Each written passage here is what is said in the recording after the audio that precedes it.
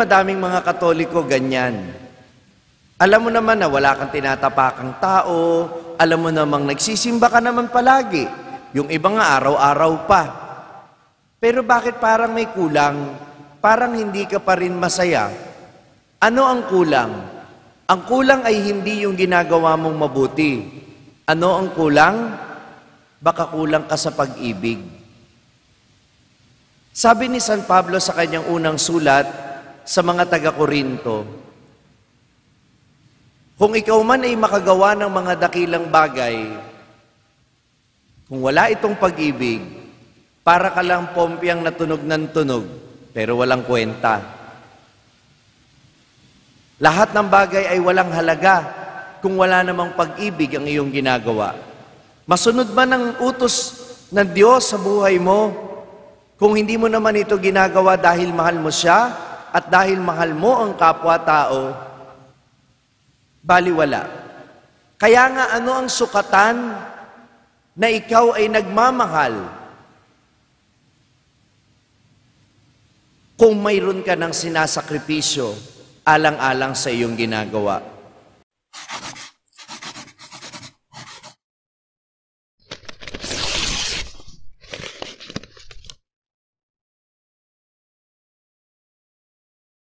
Sumainyo ang Panginoon. At sumaiyo rin. Ang mabuting balita ng Panginoon ayon kay San Mateo. Papuri sa iyo, Panginoon.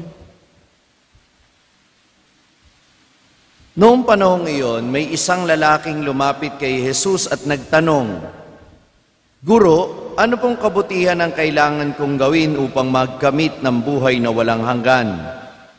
Sumagot si Jesus, bakit mo ko tinatanong kung ano ang mabuti? Iisa lamang ang mabuti. Kung ibig mong magkamit ng buhay, sundin mo ang mga utos. Alin-alin po? Tanong niya.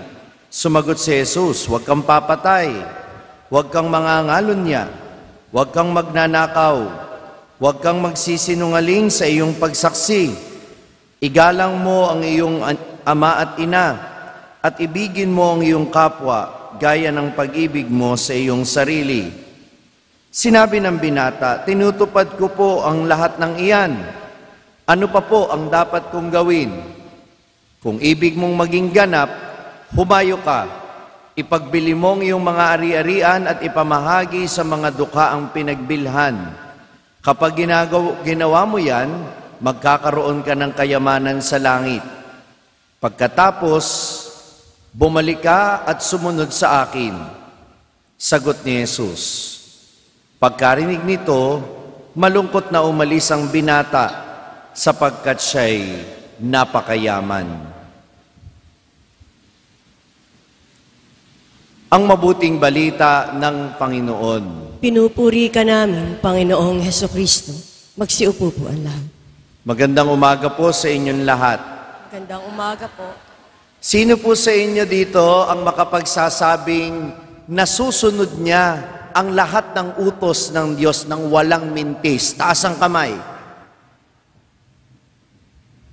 Wala. Abay, daig na daig kayo ng kausap ni Jesus sa Ebanghelyo ngayon. Ang lakas ng loob na sabihin, lahat ng iniuutos ng Diyos ay sinusunod niya. Pwedeng totoo yun, ha? Pwedeng totoo yun. Marami kong mga tao na kilala na nasusunod naman talaga nila lahat ng utos ng Diyos, hindi lang nila ipinagyayabang, hindi lang nila ipinagmamalaki. Pero, itong lalaking ito, kayang-kaya niyang sabihin ng harapan at tahasan kay Jesus, nagagawa ko po ang lahat ng utos ng yan. But wait, there's more. Parang hindi pa siya kontento. Baka meron pa siyang hindi nagagawa. Kaya tinatanong niya kay Jesus, ano pa po ang pwede kong gawing mabuti para magkamit ng buhay na walang hanggan? Ganun na lang yung kagustuhan niya na maging ganap o maging perpekto sa harapan ng Diyos. Kaya nagtatanong siya kay Jesus, baka mayroong utos, marami ho kasing kautusan sa mga Hudyo, may utos doon na kailangan niyang pagtuunan ng pansin dahil ito ang susi sa buhay na walang hanggan, O kaya naman, baka mayroong gustong idagdag si Jesus sa mga utos na baka hindi pa niya nagagawa. Ganun kawiling itong lalaking ito na gumawa ng mabuti para makamit ang buhay na walang hanggan. At siguro hindi niya inaasahan ang sagot ni Jesus. Dahil ang sagot ni Jesus, ordinaryo, gawin mo lang kung ano yung sinasabi ng utos. Ginagawa na niya pala niya lahat, pero bakit feeling niya kulang? Alam niyo, madaming mga Katoliko ganyan. Alam mo naman na wala kang tinatapakang tao, alam mo namang nagsisimba ka naman palagi. Yung iba nga araw-araw pa. Pero bakit parang may kulang? Parang hindi ka pa rin masaya. Ano ang kulang? Ang kulang ay hindi yung ginagawa mong mabuti. Ano ang kulang? Baka kulang ka sa pag-ibig. Sabi ni San Pablo sa kanyang unang sulat sa mga taga-Korinto, kung ikaw man ay makagawa ng mga dakilang bagay, kung wala itong pag-ibig, para ka lang pompyang natunog ng tunog, pero walang kwenta. Lahat ng bagay ay walang halaga kung wala namang pag-ibig ang iyong ginagawa. Masunod ba ng utos ng Diyos sa buhay mo kung hindi mo naman ito ginagawa dahil mahal mo siya at dahil mahal mo ang kapwa-tao? Baliwala. Kaya nga ano ang sukatan na ikaw ay nagmamahal kung mayroon ka ng sinasakripisyo alang-alang sa iyong ginagawa? Madaling gumawa ng mabuti, madaling magsimba pag marami kang oras para magsimba. Pero yung mayroon kang oras na aalisin sa sarili mo at maglalaan ka para sa pagsisimba mo, may pagmamahal dyan. Kapag sinunod niya yung sinabi ni Jesus na ipagbili mo ang mga ari-arian mo, ibigay mo sa mga nangangailangan, ay hindi na lang basta paggawa ng kabutihan yan. May sakripisyo na dyan. Madaling magbigay ng barya-barya sa nangangailangan. Amen? Pero hindi madali na ibigay mo ang lahat ng kabuhayan mo para sa nangangailangan.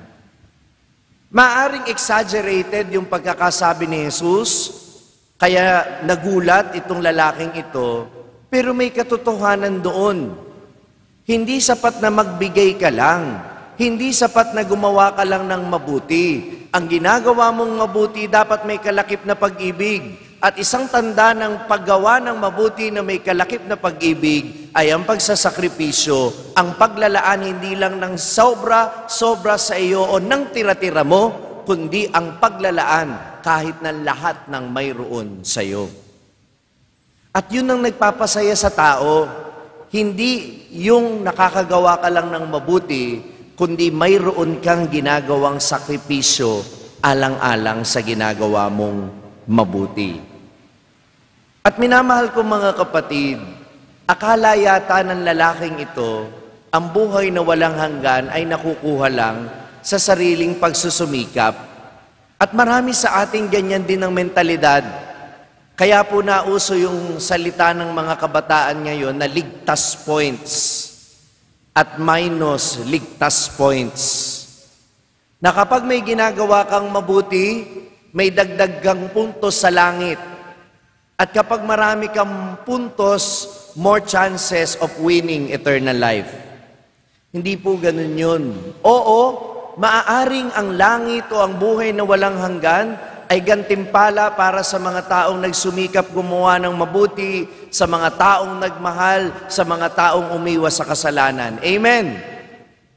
Gantimpala ba ang buhay na walang hanggan? Oo. Pero hindi lang ito gantimpala, kundi pagpapala. Hindi tayo ang magtatakda kung makakamit ba natin ito. Hindi lang tayo ang magsusumika para makamit natin ito. Kinakailangan din nating hingi ng awa ng Diyos para ipagkaloob sa atin ito.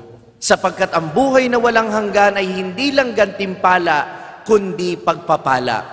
Eternal life is not only a reward, but a gift. na ibinibigay ng Diyos kahit kung kanino man niya gustuhing ibigay iyon. Remember the repentant thief beside Jesus at Mount Calvary? Natatandaan niyo ba? Yung magnanakaw na nagtitika sa tabi ni Jesus, na nagsabing, isama mo ako at alalahanin mo ako kapag naghahari ka na. Natatandaan niyo yon? Buong buhay niya halos naging masama siyang tao. Pero sa huling yugto ng buhay niya, nagsisi siya at ipinangako sa kanya ni Jesus ang buhay na walang hanggan. Maraming mas deserving sa kanya. Yung habang buhay na naglingkod sa Diyos, yung habang panahon naglilingkod sa kapwa. Pero, huwag kayong magtatampo sa Diyos na kahit napakatagal na ninyong nagpapakabait, mayroon akong mga pinapahira ng banal na langis. Sa huling sandali ng buhay nangungumpisal, nagsisisi. At sa yugtong yon, sa huling sandali ng buhay na niya yon, pwede niyang makamit ang buhay na walang hanggan. Habang ikaw, habang buhay mo itong pinagsusumikapan. Walang mas mabuti sa inyong dalawa dahil isa lang naman ang tunay na mabuti. At yon ay ang Diyos na nagkakaloob ng buhay na walang hanggan. Because heaven is not only a reward, but a gift. Ang Eucharistia ay pasilip ng langit sa atin, sapagkat dito tinatanggap natin si Kristo. Siya ang buhay na walang hanggan. Amen? Dahil siya ang tinapay na nagbibigay buhay. Kaya, pinagsumikapan ni Papa Pio ika-10 na ipaunawa sa lahat ng tao kung gaano kahalaga ang pagtanggap ng komunyon. Kaya, itinakda niya na kahit sa murang edad, basta may rason na yung bata, age 7, pwede nang tumanggap ng komunyon yung mga bata. At dati, ang komunyon ay ginagawa lang kapag ka nagsisimba kayo. Ang mga nagsisimba na kapag kukomunyon lang, kapag linggo at pistang pangilin. Pero itinakda niya na pwede nang mangumunyon ang lahat ng Katoliko ng mas madalas kahit araw-araw. At sa batas ngayon ng simbahan, sa isang araw, pwede kang mangumunyon hanggang 2 beses. Si St. Papa Pio ang nagtakda niyan. Bakit? Para makita natin ang Eucharistia, hindi lang yan premyo para sa mga banal. Sabi nga ni Pope Francis, ito rin ay gamot para sa mga makasalanan. Hindi natin tinatanggap ang Eucharistia dahil lang sa tayo'y karapat-dapat. Bagamat mahalaga na tayo'y nagkukumpisal, nagsusumikap magpakabanal, at maging karapat-dapat para pag tinanggap natin ang banal na komunyon, handa ang ating puso. Amen? Pero para sa mga tao na hindi pa ganun kahanda ang puso, ang Eucharistia ay nagsisilbing gamot. Paalala na dapat tayong patuloy na magsumikap na magpakabuti, patuloy na punuin ng pag-ibig ang lahat ng ating ginagawa, hanggang sa punto ng pagsasakripisyo para sa Diyos at para sa iba.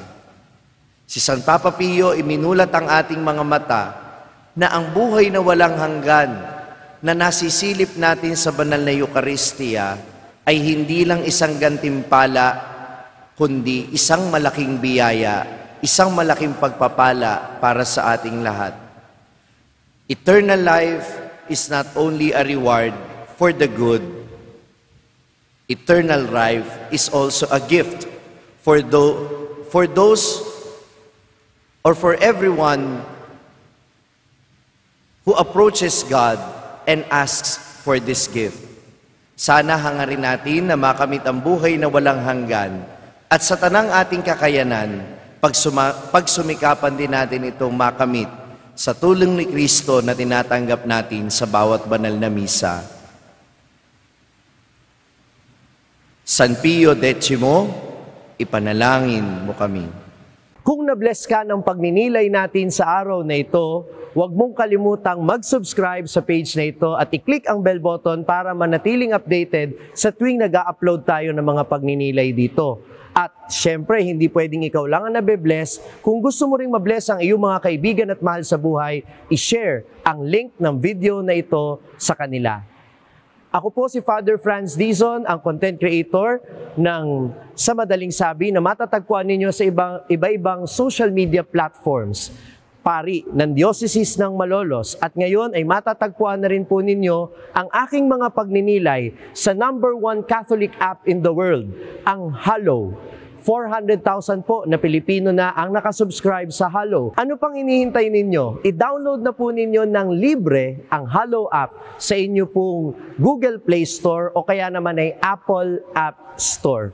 Magkita-kita po tayo hanggang sa aking susunod na pagninilay dito sa ating page, ang Sa Madaling Sabi.